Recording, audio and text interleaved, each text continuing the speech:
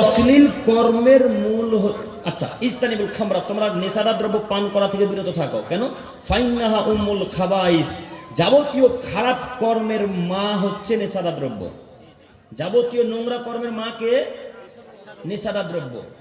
তো আল্লাহ নবী বলছেন, ওমাল্লাম ইয়াতুব, যে লোকটা এই নেশাদার দ্রব্য থেকে তওবা করতে পারলো না, আল্লাহ তাকে জাহান্নাম দিবে। তো চাচা, দাদু, আপনি আমার দিকে তাকান। তা আপনি যদি এখন বিনা তওবায় মারা যান, তো আল্লাহর রাসূলের কথা মোতাবেক আপনি এখন কোথায় যাবেন? তো আমি তো আপনার পোতার মতো, তাই না?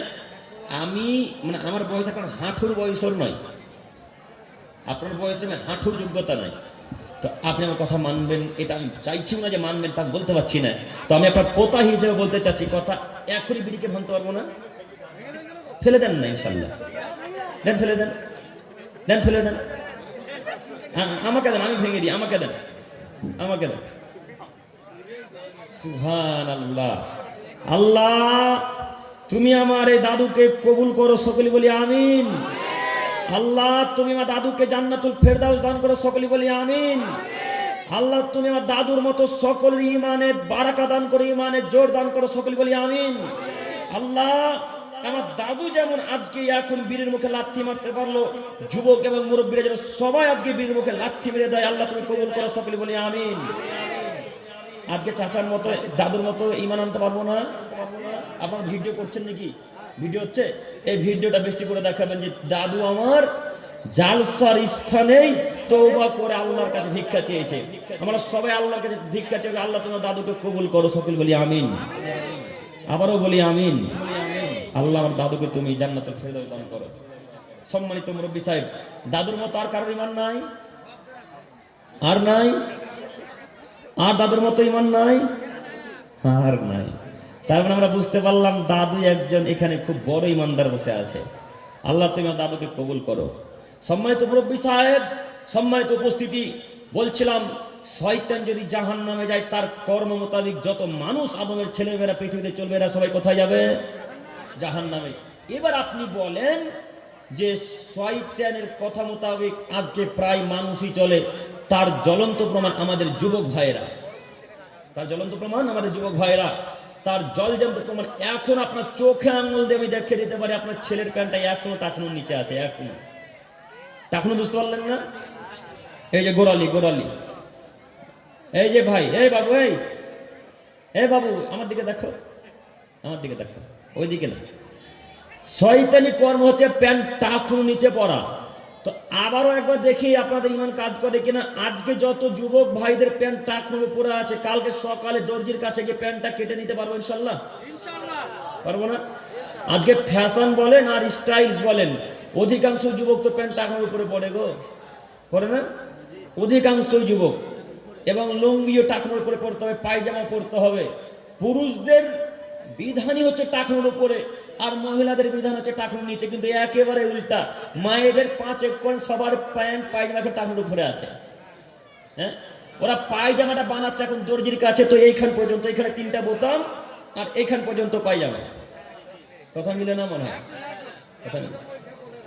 সম্মানিত মুরব্বী সাহেব, সম্মানিত দিনী ভাই, আপনাকে আমি অনুরোধ জানাচ্ছি, নীতি পরিবর্তন করেন। মুরব্বী সাহেব, আপনার কথা খারাপ নিয়েন না।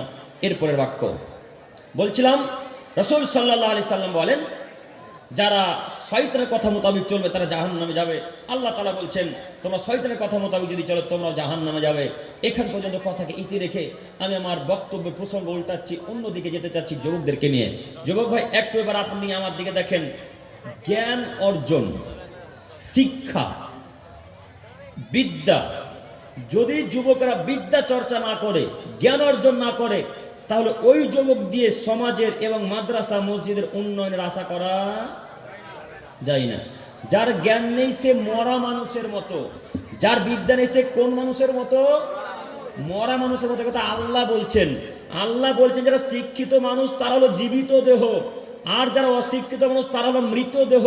যারা শিক্ষিত মানুষ তারা হলো এই আলোর মতো, এই আলো জ্যোতির মতো, আর যারা অশিক্ষিত মানুষ তারা হলো অন্ধকারের মতো।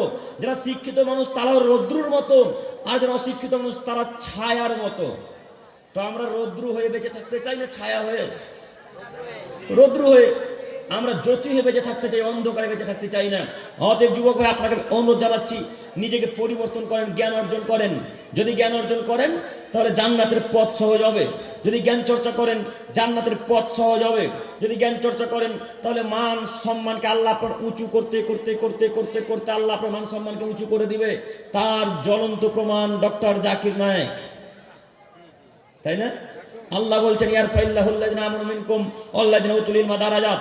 পৃথিবীর মানুষ, তোমরা মনে রেখো, তোমরা যদি আমার উপর ঈমান আনো, আমার উপর ঈমান আনার পর যদি তোমরা জ্ঞান চর্চা করো, আমি আল্লাহ তাআলা তোমাদের মান মর্যাদাকে উঁচু করতে করতে করতে করতে করতে আমি আল্লাহ তাআলা তোমাদের মান মর্যাদাকে উঁচু করে দেব।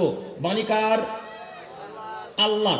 এবার আপনি বাক্যকে মিলিয়ে দেখেন, যারা এই পৃথিবীতে জ্ঞান চর্চা করেছে বা চলে গেছে তাদের সম্মান দেখেন আর আপনার সম্মান দেখেন। ইমাম আহমদ ইবনে হাম্বলের সম্মান দেখেন আর আপনার সম্মান দেখেন। ইমাম আবু হানিফা রাহিমাহুল্লাহর সম্মান দেখেন আর আপনার সম্মান দেখেন। ইমাম মালিকের সম্মান দেখেন আর আপনার সম্মান দেখেন। আবু হানিফা রাহিমাহুল্লাহর সম্মান দেখেন আর আপনার সম্মান দেখেন। পৃথিবীতে যুগে যুগে যত দায়ী এসেছে, পৃথিবীতে যুগে যুগে যত ইমামগণ এসেছে, তাদের প্রত্যেকের সম্মান অনেক অনেক অনেক অনেক বেশি আমার আপনার চাইতে, তাই না? আমার আপনার চাইতে অনেক বেশি। জ্ঞান চর্চা করেন, যদি জ্ঞান চর্চা করে সম্মান বাড়িয়ে দেবে আল্লাহ। তার জ্বলন্ত প্রমাণ ডক্টর জাকির নায়েক যে কথা বলতে চাচ্ছিলাম, কিছুদিন আগে যত সম্ভব, আজ থেকে 6 থেকে 7 মাস যত সম্ভব হবে, কিছুদিন আগে তিনি পাকিস্তানে এসেছিল, জানেন না? সম্ভবত বাংলাদেশে আসার ডেট, কিন্তু বর্তমান বাংলাদেশের যারা অশিক্ষিত বেহায় নোংরা মানুষ, তারা সম্ভবত ডক্টর জাকির নায়েককে আসতে দিচ্ছেন না।